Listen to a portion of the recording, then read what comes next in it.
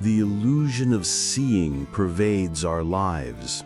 The eyes seem to be a direct gateway to the world, but in truth, they are only channels of images, while the mind stands behind, arranging, interpreting, and painting the entire picture we believe to be real.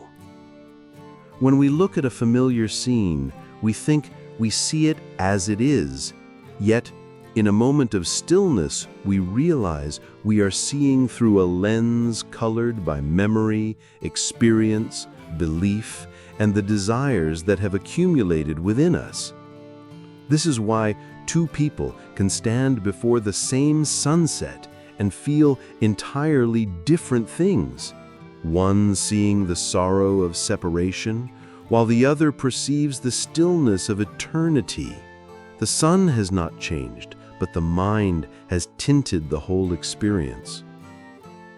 The Buddha once said, "Blind is the world, few are those who truly see," not referring to physical blindness, but to the blindness of consciousness. We are deceived by what we are most certain of, like a drunk man insisting the road itself is swaying, when in truth it is his own body that is unstable. The habit of the mind is to constantly label everything. Seeing a flower, we do not stop at its color and fragrance. We immediately recall old memories, compare it with other flowers, hope it lasts longer or blooms brighter, and thus we lose direct contact with the flower that exists right before our eyes. Such interpretation is not evil. It helps us survive and communicate. But when we forget it is only a layer, we begin to mistake it for the truth itself. And from there, suffering arises. The mind never ceases to project what we fear or desire, turning the world into a mirror reflecting our own anxieties and cravings. A passing glance can be mistaken for hatred, silence for rejection, a small change for a looming disaster, all proving that we do not react to reality, but only to the stories in our head. Looking deeper, we see that even the self we place at the center is only an illusion woven from memory, habit, and desire. We say, "I am angry," or "I am happy," yet those emotions come and go like clouds passing across the sky. There is no permanent I controlling them. Realizing this truth does not make us deny life. On the contrary, it opens up a gentle freedom because we no longer cling to the fabricated images our minds construct. The Buddha showed the path of liberation through mindfulness. By returning to the present in each breath, each sound, each sensation, to see that in the seen there is only the seen, in the heard only the heard, without additions, judgments, or stories. With practice, we begin to sense the simplicity of the world, like a drop of water on a leaf, or the breeze brushing the face, needing no meaning, simply existing. And this bare existence holds a pristine beauty no longer covered by illusion. As the layers of glass are gradually removed, we see that others too are suffering from similar illusions, and compassion naturally arises. We no longer see enemies, for all are imprisoned in the same mental projections.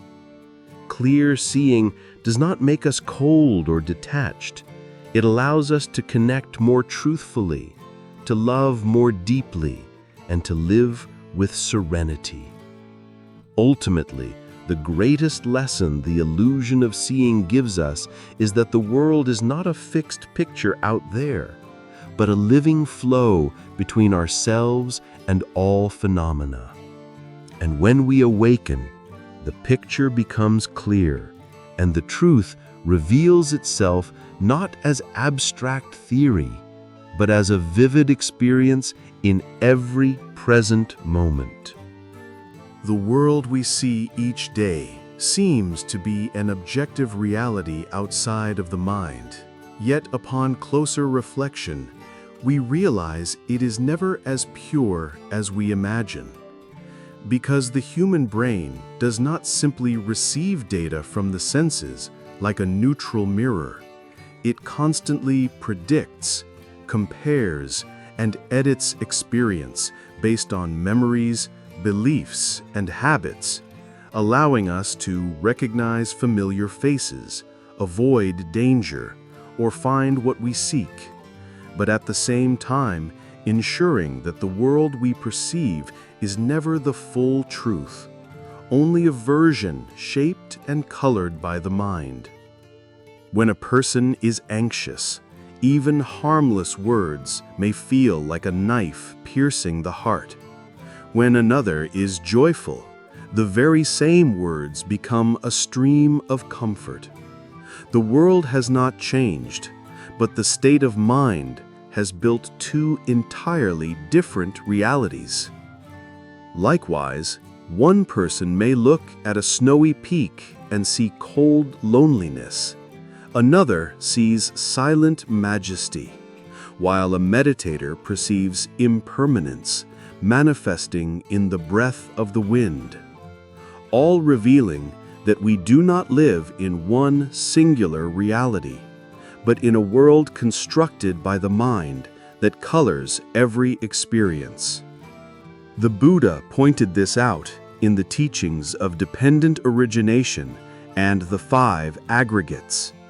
The self we believe in is not a solid entity, but a combination of form, feeling, perception, mental formations, and consciousness, five elements that constantly change and interact to create a stream of experience.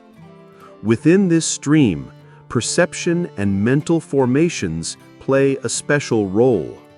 They are the processes of labeling and predicting, just like the brain in modern neuroscience, which scientists describe as predictive processing.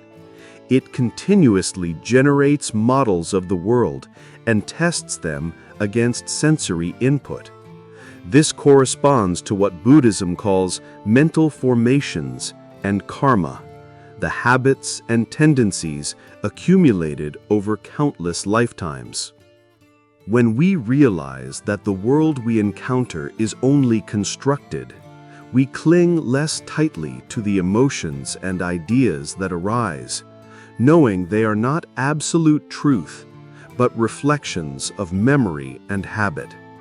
An outburst of anger does not happen because reality itself is terrifying, but because the mind is conditioned to react that way. Fear arises not because the world is inherently dangerous, but because past wounds color the present moment. When we change the way we contemplate, the world changes as well, not because mountains and rivers disappear or storms are altered, but because the lens of the mind has been cleansed. This is why the Buddha did not call us to change the outer world first, but to turn inward and illuminate the mind. For when the mind is peaceful, the world is peaceful. When the mind is clear, the world is clear.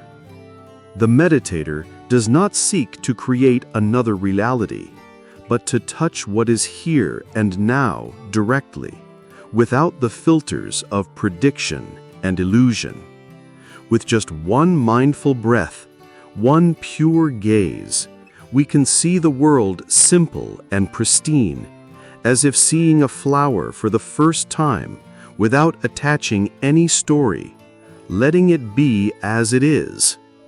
This practice frees us from the cycle of illusion, gradually opening to a world no longer constructed by craving, fear, or memory, but by stillness and compassion. The world is constructed by the mind, yet when the mind is clear, that world too becomes clear. And then we no longer see reality as a picture painted by ignorance, but as the wondrous flow of Dharma, ever changing, ever manifesting in each present moment. The illusions of daily life appear more often than we imagine. They creep into our reactions, our emotions, and every decision we make. We often believe that we react to the world as it is, but in truth, we only react to the images the mind creates. Remember when we hear footsteps behind and the heart suddenly beats faster. In an instant, the mind creates a story of danger. Anxiety spreads through the body. When we turn around, it is only an old friend approaching with a friendly smile. The outer world was calm, but the mind had built a phantom that frightened us. A late message can also become a source of suffering. We think the other person is angry. Unease rises, and we live inside that imagination. Yet the truth is simple. They were busy with work, or they were tired. The world did not change, only the mind invented stories. A thoughtless frown from someone can be taken as criticism. A pause in a conversation can be seen as rejection. In reality, the other person may only be reflecting or resting, but the mind adds countless layers of meaning. The Buddha called this illusion. Illusion is the layering of mind upon reality. When we live in illusion, we lose the ability to touch what is directly. We no longer see things as they are, but only through the distorted lens of memory, habit, and desire. Walking on the street and meeting a stranger, we may feel threatened just because they glance at us. Hearing a vague remark, we may assume it carries bad intention. All of this is only a reflection of mind. Reality itself does not bear such meaning. If we pause and breathe, we will see the truth. Fear does not come from the world, but from the way we look at the world. Anger does not arise from others, but from the stories we tell ourselves.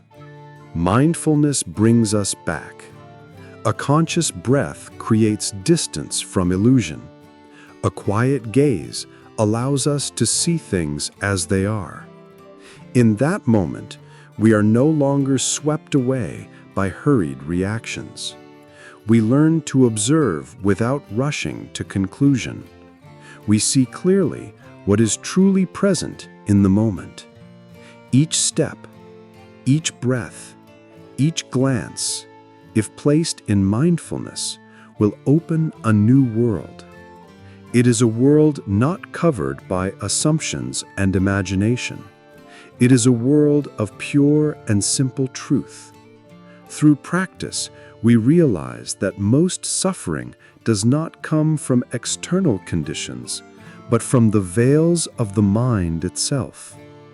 The everyday world remains the same, but our seeing has changed. And when our seeing changes, the world becomes clear, luminous, and filled with peace. Philosophy from east to west has long reminded us of the limits of human perception. Plato created the image of people in a dark cave who could only see shadows on the wall and mistook them for truth. They lived their whole lives in the darkness of illusion, never realizing that outside there was the light of the sun. That image still holds meaning today, for we also mistake the reflections in our minds for reality itself. We look at shadows and believe they are the real world. We hear echoes and think they are the original sound. The Talmud of Judaism stated simply and directly that we do not see things as they are, but as we are. This statement is a profound warning. It shows that our vision is always colored by our mental state, by memory, and by hidden desires. A fearful person sees danger everywhere. An ambitious person sees opportunities to seize. A peaceful person sees everything bathed in gentle light. The world does not change, yet our mood shapes the way we experience it. Western philosophers after Plato also reflected on the limits of perception. Kant affirmed that we can never know the thing in itself. We only know phenomena, meaning reality as already structured by the mind through space, time, and causality. Hume observed his own mind and found no permanent self. He only saw a stream of sensations with no fixed center. This vision closely resembles the Buddha's teaching of non-self. In the East, Lao Tzu said that the more one knows, the farther one strays from the Tao, for truth does not reside in concepts. Zhuangzi told the story of dreaming he was a butterfly to remind us how fragile the boundary between real and illusory truly is. All these warnings converge on one point: human perception is never complete. Every perception is bound by mind and by language. Therefore, if we cling too tightly to what we see, we become lost in our own shadows.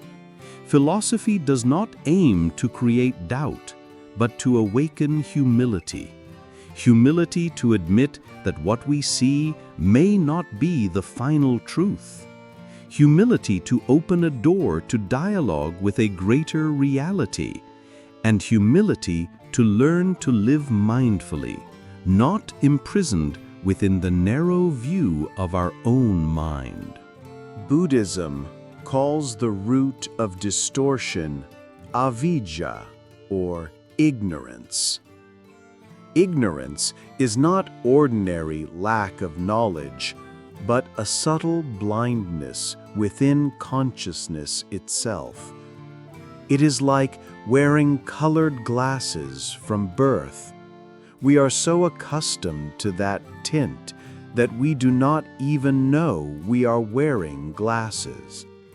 And so we believe that the color we see is the ultimate truth. Ignorance veils reality with dense layers of habit, memory, and deep-seated prejudice. It makes us see things not as they are, but as our mind wants them to be. When we meet someone, we do not only see their face and smile, we instantly attach labels: pleasant, unpleasant, friendly, or suspicious. These labels arise from old experiences and beliefs formed in the past. Then we mistake those labels for reality. In truth, we are only seeing through the tinted glasses of ignorance. Just like when a child is afraid of the dark, it looks into an empty room and sees ghosts, while the room itself is silent and harmless. The fear is real, but the object of fear is only a product of ignorance. The Buddha taught that ignorance is the very first link in the chain of dependent origination. From ignorance come formations. From formations, consciousness. Then name and form, the six senses, contact, feeling, craving, clinging, and suffering. When the root is ignorance, the whole of life is covered by illusions mistaken as truth. We suffer because we believe the impermanent is permanent. We cling to joy, believing it will last forever. We regard this fragile body as an eternal self and struggle to protect it.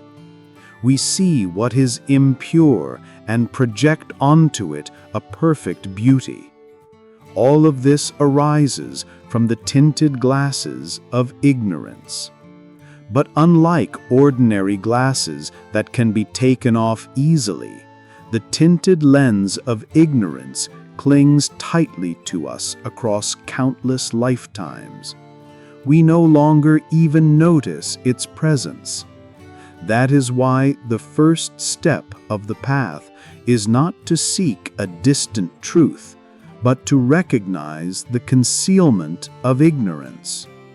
When we begin to question our own seeing, when we learn to pause and observe, we uncover the subtle distortions quietly guiding our lives. The light of wisdom does not come from adding more information, but from removing the covering lens.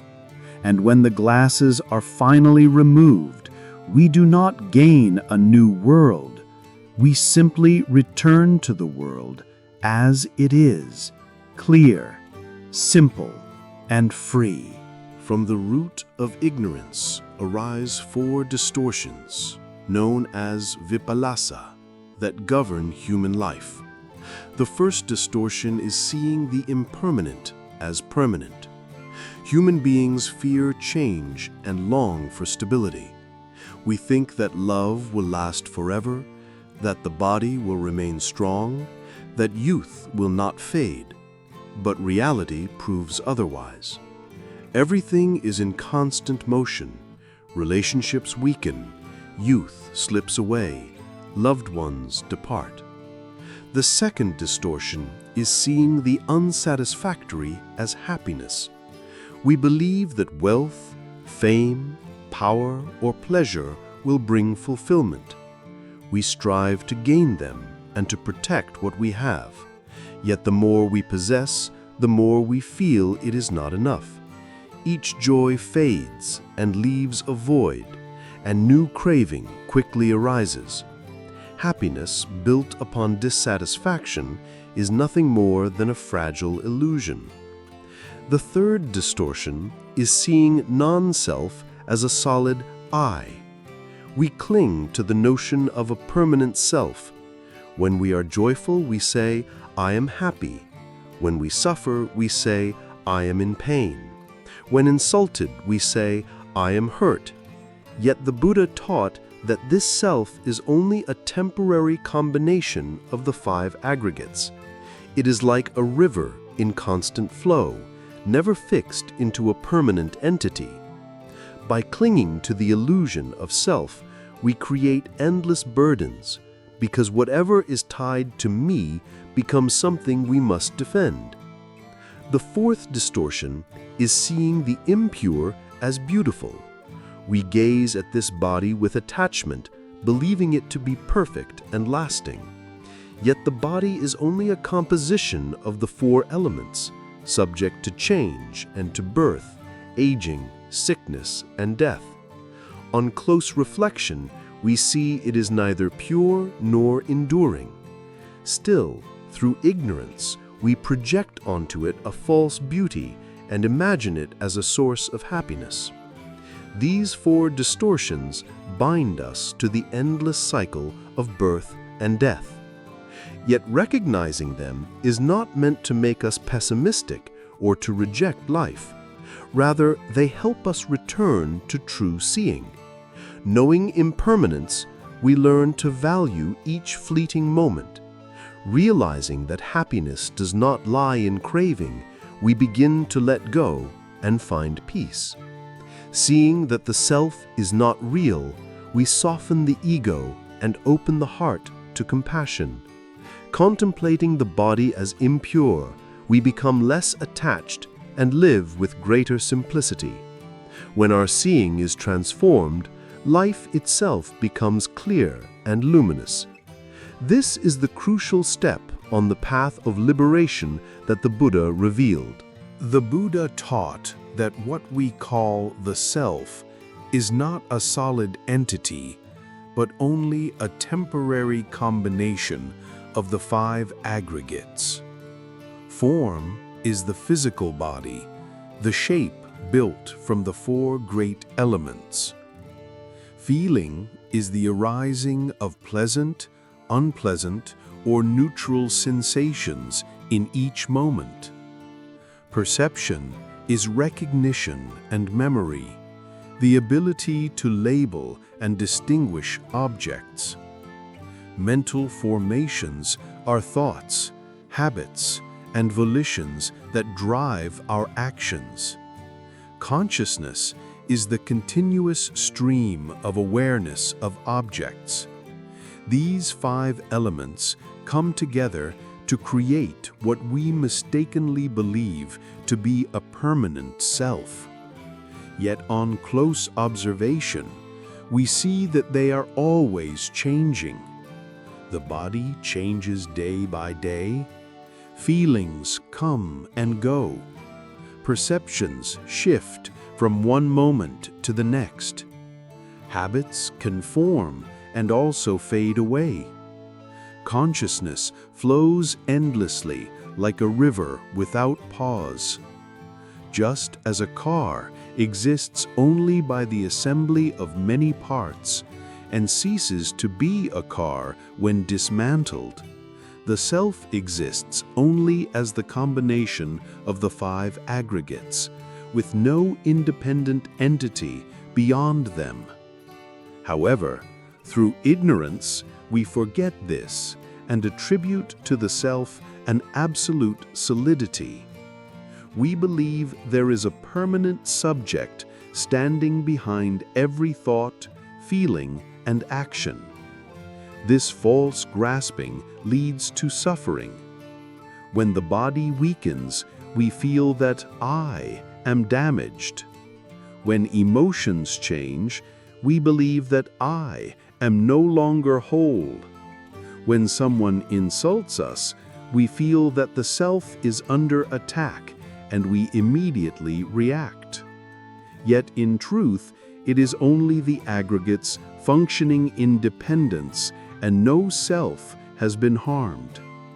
If we practice deep contemplation, we will see non-self in each moment. A feeling arises and then fades. A thought appears and disappears. A habit is formed and later shifts. All is a process without pause. Seeing this clearly, we loosen our clinging to self.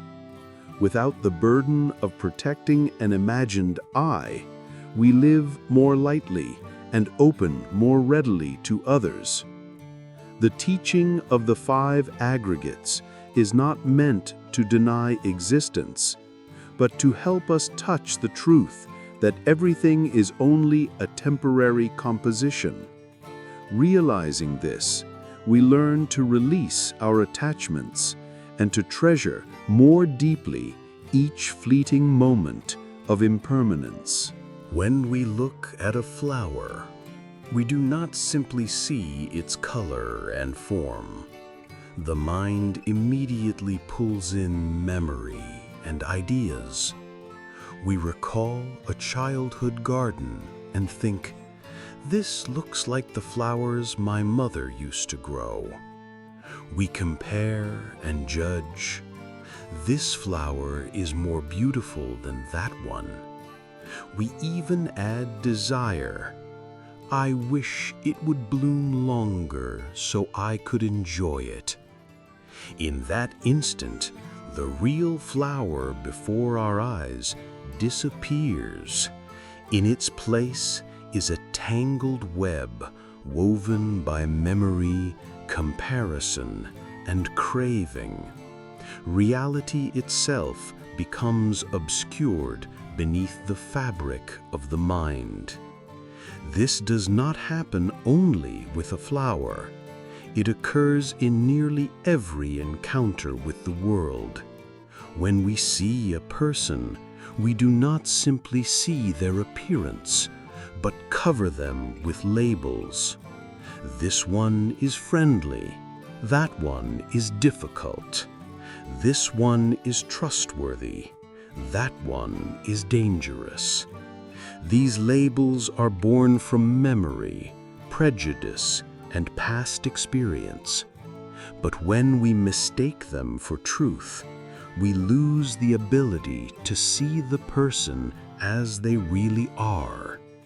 Similarly, when we hear words, instead of receiving neutral sounds, the mind instantly adds meaning. A phrase can feel like an insult if the mind is angry. The very same phrase can feel like encouragement if the mind is joyful. The world has not changed. Only perception has been colored by the mind. The Buddha compared the mind to a weaver who continuously threads strands into the fabric of perception. Each memory, each desire, each habit is a thread. Layered over time, this fabric covers the original clarity of reality. Seeing through it, we no longer perceive things as they are, but only what we want or fear. This is the root of countless misunderstandings and sufferings in life. If we pause and look at a flower simply as it is, without memory, without comparison, without desire, we begin to see its simplicity and freshness. The flower need not resemble another, need not last longer, need not be more beautiful. It simply exists in that moment. When we touch it with pure awareness, a gentle peace arises within us. The same is true with people and all things around us. When we look without rushing to label, everything becomes lighter. Reality itself is not complicated. It is the mind that makes it so. When we peel away the layers of labels, the world becomes clear, simple, and filled with peace. The peak of illusion is the illusion of self. When we hear praise, we do not simply hear sound. The mind immediately adds the thought, "I am good," and pride arises along with the craving for more recognition. When experiencing pain, instead of simply feeling an unpleasant sensation in the body, we say, "my pain," and fear, resentment, and resistance appear. It is mana, conceit, that subtly inserts the word "I" into every experience. Not only in great events, but in every small thought and feeling, the self insists on appearing. Eating a delicious dish, we say, "I like it." Hearing an unpleasant noise, we say, "I hate it." Seeing someone succeed, we think, "I am inferior," or "I am better." The entire world is distorted around the center of I, and this is what binds us to suffering. The self is like a mirage in the desert. From afar, it looks like a lake, but on arrival, it is only burning sand. The I is the same. It convinces us there is a solid entity present, but when deeply observed, we find only the continuous flow of body and mind with no fixed subject at all. The Buddha pointed out that the sense of I is formed by countless moments when the mind inserts mine and belonging to me into experience. When happy, we think the joy belongs to me. When sad, we believe the sorrow is mine. When successful, we claim the success as ours. When failing, we suffer because the failure is tied to me. This identification binds us to both happiness and pain. In truth, sensations are only sensations. Joy is only joy. Sorrow is only sorrow. They come and go like clouds passing across the sky. But because the self intervenes, we cling to them and believe they are who we are. When the self is hurt, hatred arises. When the self is indulged, craving arises. All of it is the play of an illusion. If we dare to look straight into it, we see that the self has no true substance. It is only a composition of the 5 aggregates and the process of dependent arising. At that moment, attachment begins to dissolve. We no longer need to defend a fragile ego, but can live lightly, open-heartedly, and with compassion. To see clearly the illusion of self is the great turning point that leads us to freedom. Modern science and philosophy have often arrived at conclusions that resonate closely with the teachings of the Buddha. Contemporary neuroscience, with its predictive processing model, tells us that the brain does not simply receive data like a camera. Instead, it continuously generates hypotheses about the world based on memory and experience, and then checks and adjusts them with sensory input. What we call seeing is actually the outcome of an ongoing process of prediction, edited by the brain in every moment. Western philosophy reached similar insights. Kant argued that human beings can never know the thing in itself. All we ever know is phenomena, meaning reality already shaped by the structures of space, time, and causality within consciousness. Hume, in examining his own mind, could not find a permanent self. He only saw a stream of impressions and sensations constantly changing, like grains of sand flowing in a current. What we mistake as the ego is nothing more than a continuous succession of perceptions and feelings. These insights show that both science and philosophy echo Buddhism on a fundamental point. Human beings never contact raw reality directly, but only phenomena filtered through the mind. Yet, here lies an important difference. Science can describe the structure of perception and explain how the brain works.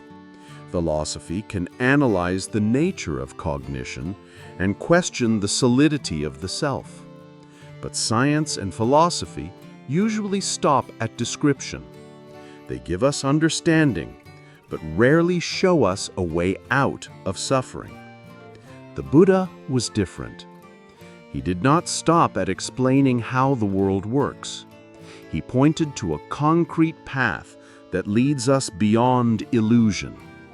From the insight into impermanence, non-self, and suffering, he offered the Noble Eightfold Path as a practical training to transform perception and reach freedom.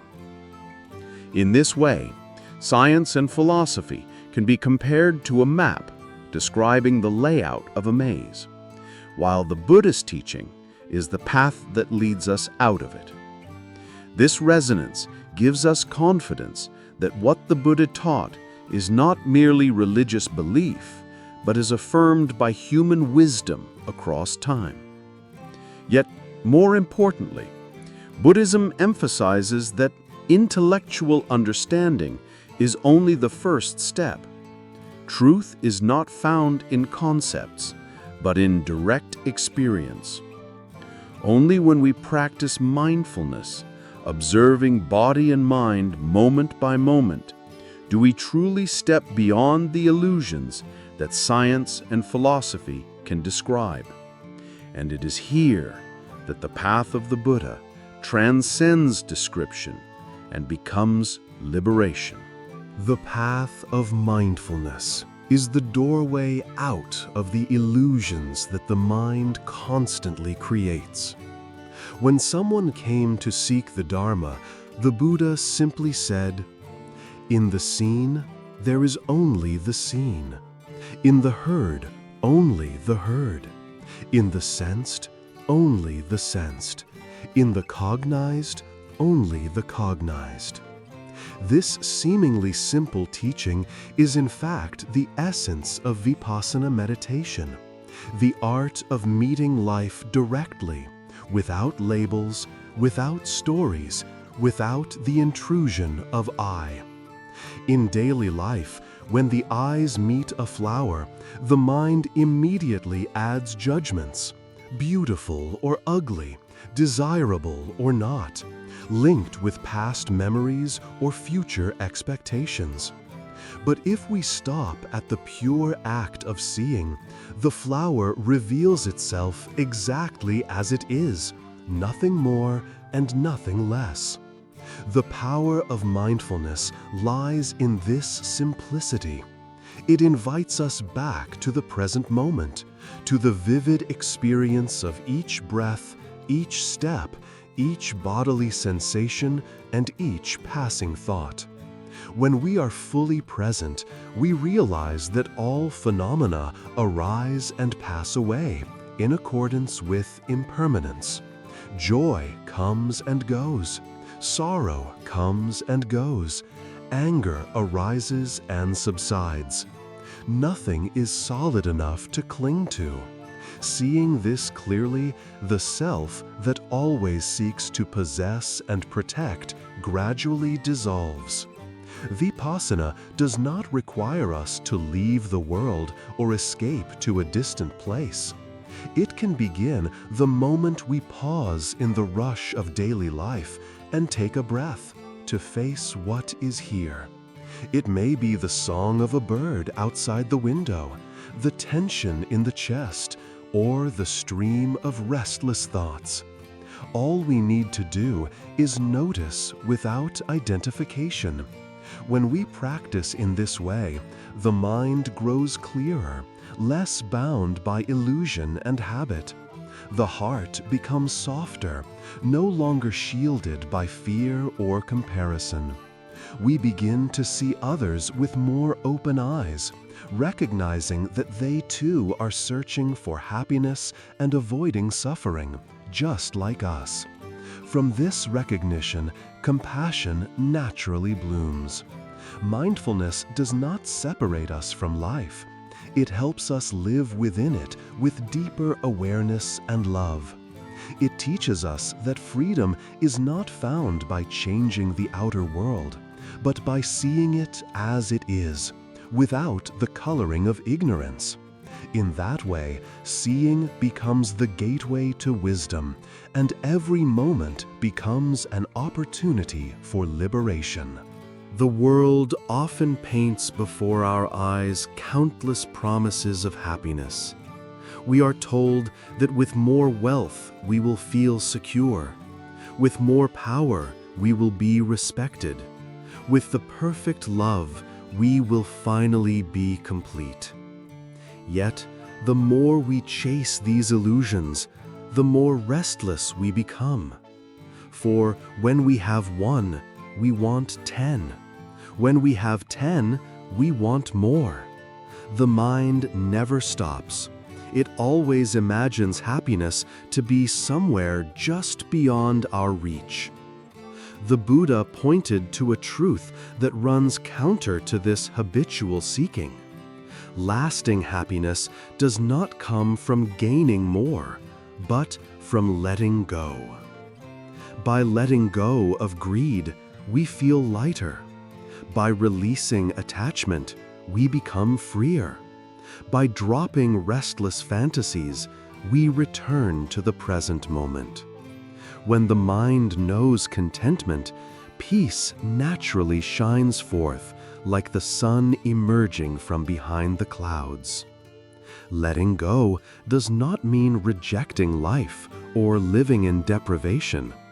It means not clinging, not turning wealth, power, or love into chains that bind the heart. A person may still live in the world, work, love, and contribute, but without being imprisoned by the idea that only more will bring happiness. True happiness lies in the ability to appreciate what is already here, however simple or small. A modest meal, a gentle breeze, a sincere smile, all are enough to nourish the soul when received with a tranquil heart. On the other hand, even with great riches or influence, if the mind is dissatisfied and craving, one still feels lacking and suffers. The Buddha taught that the root of suffering is craving, the clinging to what is impermanent. When we grasp tightly, sooner or later we must lose, and that loss brings pain. But if we loosen our hold, knowing that everything comes and goes, we are free. Happiness is not the result of accumulation, but the fruit of release. In letting go, we do not lose anything. Rather, we discover ourselves, a heart spacious, peaceful, and free. From that freedom, we can love more deeply, for love is no longer conditioned by fear of loss or by selfish grasping. True happiness, as the Buddha revealed, is the art of contentment, where the heart is no longer bound by craving, but is nourished by full presence in each moment. The world does not need us to control it. It only asks that we open our eyes and see it as it truly is. Each moment of mindful breathing, each instant of clear awareness, is a crack in the shell of illusion that has covered us for countless ages. When the veil dissolves, we do not lose anything of real value. We only let go of the false stories that have silently bound our hearts. What remains is not a new reality, but the original purity of life itself. A life without name, without form, not divided into me and you, not defined by the past or by longing for the future. It simply exists, serene and free, like a sky without clouds. When the mind truly awakens, we see every leaf as sacred, every bird song as a scripture, every ray of sunlight as a sign of the unborn and undying. And in that vision, there is no fear, no need to control, no restless searching, because we have returned to the inexhaustible treasure shining within this very moment.